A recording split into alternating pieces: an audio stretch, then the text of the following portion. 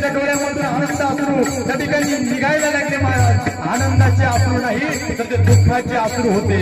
छत्रपती शिवरायांना माहित होतं आता शिवाला त्या सिद्धी जोहर समोर जावं लागेल आणि सिद्धी जोहर समोर गेल्यानंतर शिवाला मरावं लागेल, शिवाला जावं लागेल, शिवाला मरावं लागेल, शिवाला शहीद व्हावं लागेल. बारीक वाजवा बारीक. हा, शिवाला मारावं लागेल असं म्हटल्यानंतर महाराज शिवानं छत्रपती शिवरायांच्या डोळ्यातले अश्रू बघितले आणि शिवानं सांगितलं राजे तुम्ही का रडताय मला माहित आहे, मला माहित आहे राजे तुम्ही का रडताय.